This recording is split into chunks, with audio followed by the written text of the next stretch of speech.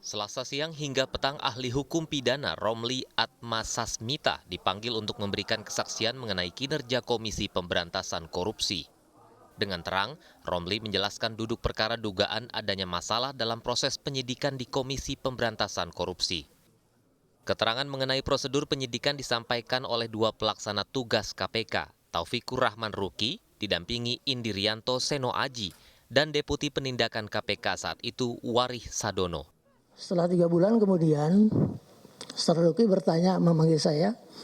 Ada saksi di situ, ada Saudara Indrianto Seno Aji, ada Zulkarnain, ada Warih Sadono, ada Anan Pandu, dan Ruki menyampaikan pada saya bahwa setelah kami gelar Pak Romli, ada 36 tersangka, bukti permulaannya nggak cukup.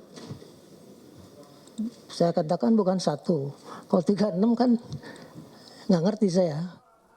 Di saat yang sama, Romli juga menegaskan keterangannya bukan untuk melemahkan KPK, namun mengevaluasi kekurangan hingga KPK bisa kembali lebih kuat. Lalu saya masuk ke dalam, jadi kalau saya cerita ini jangan dianggap saya melemahkan, saya ingin memperbaiki KPK. Ya, jangan sampai KPK kemudian dijadikan satu sarana untuk kemudian memberantas korupsi tapi dengan melanggar hukum. Saya tidak mau itu terjadi.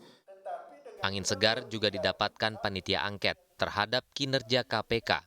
Seakan mendapat dukungan dalam struktur tata negara, ahli hukum tata negara Yusril Iza Mahendra menyatakan KPK adalah bagian dari eksekutif. Sehari sebelum Romli, Yusril hadir di rapat pansus KPK dan mengatakan bahwa KPK bagian dari bidang eksekutif, meski dalam undang-undang disebut independen. Di antara tiga yang saya sebutkan tadi, eksekutif, yudikatif, legislatif, maka KPK itu berada pada rumpun eksekutif. Walaupun dia independen dalam arti dia bukan merupakan secara struktural, dia bukan bawahan dari presiden. Dia bisa diangket juga oleh DPR karena KPK itu dibiayai dengan APBN. Nah, bisa diangket. Dua keterangan ahli hukum menjadi amunisi tambahan buat pansus DPR di tengah kecaman terhadap pembentukan hingga proses politik yang tengah berlangsung di DPR. Bila pansus hak angket kembali bisa membuktikan lagi adanya problem struktural dalam KPK, maka seharusnya rumusan evaluasi bisa menjadi rujukan bagi perbaikan KPK, bukan membubarkannya. Tim Liputan, Kompas TV.